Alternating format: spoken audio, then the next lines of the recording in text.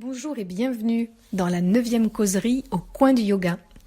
J'ai commencé à évoquer dans la précédente édition la mémoire subconsciente de la petite enfance ou liée à des traumas. Il peut même s'agir de mémoire du fœtus, voire de mémoire qui s'imprègne chez nous alors qu'elle concerne nos ancêtres. On sait aujourd'hui, par exemple, qu'un certain nombre de maladies gynécologiques se répètent de grand-mère à mère puis à fille, sans qu'il s'agisse pourtant de prédispositions génétiques. En yoga, ces mémoires qui ont laissé une impression dans notre corps mais qui sont enfouies sont appelées vasanas. Elles peuvent être positives ou négatives et se réveiller n'importe quand si un élément de contexte les réactive. Il se peut que ces mémoires nous rendent la vie difficile, qu'elles provoquent des peurs ou des phobies sans qu'on en connaisse l'origine. À l'inverse, il se peut qu'en humant une odeur, on retrouve un sentiment de sécurité et de joie profonde si elle était liée à un lieu ou à un être cher de notre petite enfance. On parlera alors d'un vasana positif. Évidemment, ce sont les vasanas négatifs qui nous intéressent ici parce qu'ils bloquent l'accès au corps de félicité. Ils fonctionnent comme des boulets qui nous attachent dans une prison virtuelle. On ne peut pas les lâcher puisqu'ils ne remontent pas à la conscience. Mais ils nous empêchent de nous élever vers notre lumière intérieure. Les dépasser est un chemin encore plus ardu que de remettre le mental à sa place, parce qu'il peut être douloureux, effrayant, déstabilisant. On plonge dans des mémoires archaïques ou des expériences traumatiques. Des outils très particuliers existent pour travailler ces vasanas. Ce sont les mudras et les bandhas. Ils ne sont enseignés qu'après avoir déjà établi une pratique régulière et surtout toujours sous la supervision d'un professeur expérimenté, étant donné la matière délicate avec laquelle il traite.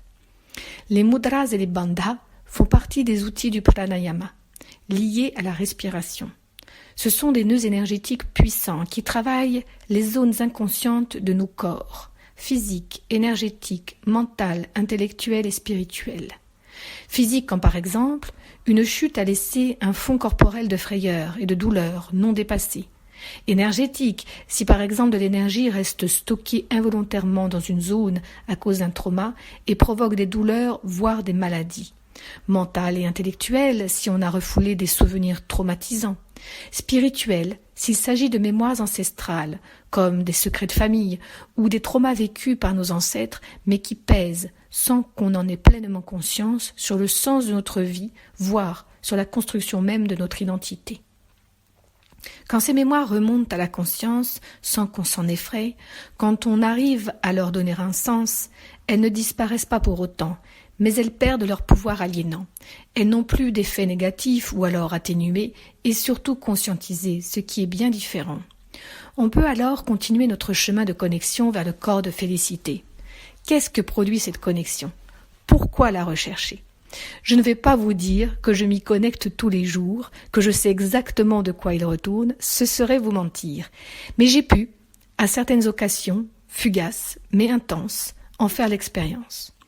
On est alors dans un moment hors du temps et de l'espace, dans une plénitude et une confiance totale en nous-mêmes, sans aucun doute sur qui nous sommes ni sur le sens de notre vie, dans une joie profonde qui ne peut se confondre avec un plaisir sensoriel. On a accès à un petit bout du soi. Tout ce qui nous entraîne vers le bas, ce qui nous pèse, ce qui nous enferme, tout ce qui provoque chez nous un sentiment de contraction, nous éloigne du corps de félicité. À l'inverse, prendre conscience de ces empêchements est un cadeau. Dès notre plus jeune âge et même avant, nous avons développé des schémas de défense. Nous sommes persuadés qu'ils sont nous, que nous sommes comme ça. Prendre conscience que ce n'est pas soi, mais un intellect mal renseigné ou pris dans des habitudes et des schémas qui peuvent être déjoués, c'est la voie pour entamer le chemin vers la santé corporelle, énergétique, émotionnelle, sensorielle, mentale et spirituelle. Nos dysfonctionnements sont des tremplins, pour peu qu'on accepte d'y jeter un œil avec l'aide bienveillante d'un professeur. Beaucoup se représentent le yoga comme une discipline du bien-être, une gymnastique douce, une relaxation. Mais il est bien plus que ça. Il travaille en profondeur. Et comme je le disais, en parlant du modèle des 5 corps, en travaillant sur l'un d'eux, on travaille sur les 4 autres. Voilà pourquoi il est si important de pratiquer sous la supervision d'un professeur. Une posture, un exercice de respiration peuvent faire remonter des mémoires archaïques anxiogènes. Les outils du yoga sont très puissants. Ils ne doivent pas être sous-estimés. Le bien à être est une histoire sérieuse et bien plus complexe qu'il n'y paraît. Se connecter au corps subtil de félicité demande du courage, de la patience et de la persévérance. Le chemin est long, il peut prendre des années, une vie, voire plusieurs. Dans la prochaine causerie, je ferai un petit résumé de tout ce que nous avons vu pour conclure ce cycle sur l'expérience de la connexion à soi.